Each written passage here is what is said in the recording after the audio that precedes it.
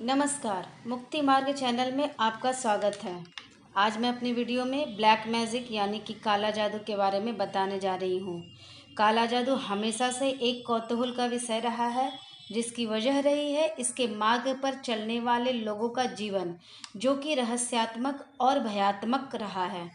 काला जादू नकारात्मक ऊर्जा को स्थानांतरित करने का माध्यम है, जिसकी वजह से हम किसी में भी अपनी नकारात्मक ऊर्जा भेजकर उसकी खुद की जीवनी ऊर्जा को नष्ट करते हैं। लेकिन क्या आप ये जानते हैं कि इतनी बड़ी मात्रा में नकारात्मक ऊर्जा को कोई कैसे अपने अंदर कंट्रोल रख सकता है और उसे दूसरे में प्रवाहित कर सकता है? तो आइए जानते हैं कि काला जादू है क्या। जादू शब्द अपने आप में कई तत्वों चीज़ों का मिश्रण है, जिसे समझना बेहद जरूरी है।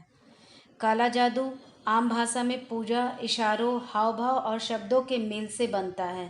इन सब के मिश्रण से उत्पन्न शक्ति या ऊर्जा को एकाग्रता से एक माध्यम से दूसरे माध्यम में स्थानांतरित किया जाता है। यह ऊर्जा लौकिक यानी कि कर्ता की खुद की ऊर्जा और पारलौकिक यानी दूसरे आयाम जैसे प्रेतलोक या किसी दूसरे की ऊपरी ऊर्जा दोनों ही हो सकती है। जादू की प्रक्रिया में इन चीज़ों का महत्व है। उनमें से कुछ हाथों की मुद्रा, स्थिति और निर्देशों का समूह, वस्तुओं की ऊर्जा, मंत्रों की ऊर्जा होता है। काले जादू और सफ़ेद जादू में सबसे बड़ा फर्क यही है कि काले जादू की ऊर्जा पारलौकिक योनि के भटकते आत्माओं की ऊर्जा है अथवा नकारात्मक विचारों के साथ अहित चाहने की व्यक्ति की ऊर्जा होती है। वहीं दूसरी ओर सफ़ेद जादू आध्यात्मिक ध्यान और आध्यात्मिक ऊर्जा, सद्विचारों, किसी का हित चाहने की भावना का रूप है। काले जादू का प्रयोग अपने आप को महत्वपूर्ण दिखाने के लिए, नियंत्रण के लिए, किसी का अहित करने के लिए या फिर शक्ति के लिए इस्तेमाल किया जाता है। हमारा संसार दोनों ही प्रकृति में बंधा हुआ है, क्योंकि हर चीज़ के पीछे उसका विपरीत रूप का अस्तित्व है। किसी भी ऊर्जा के दोनों पहलू होते हैं। एक ही तरह की ऊर्जा से अहित भी हो सकता है और हित भी हो सकता है। काले जादू की ये परिभाषाएं हमें किताबों और इंटरनेटों में बताई गई है, लेकिन असल में सच्चाई से परे इसका और भी गहरा मतलब है, जिसे समझना बेहद ज़रूरी है।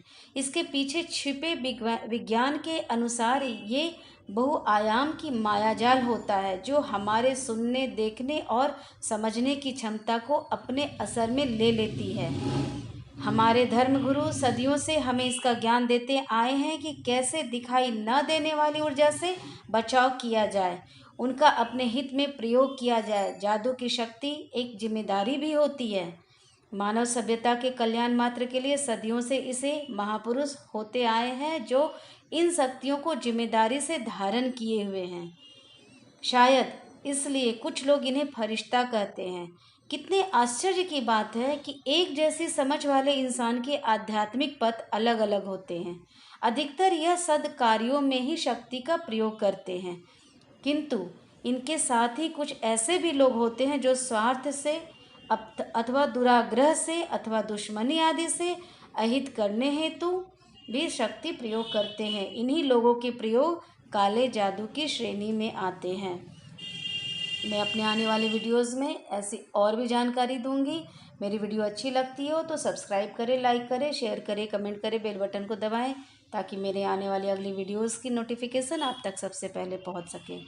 तब तक के लिए धन्यवाद। नमस्कार।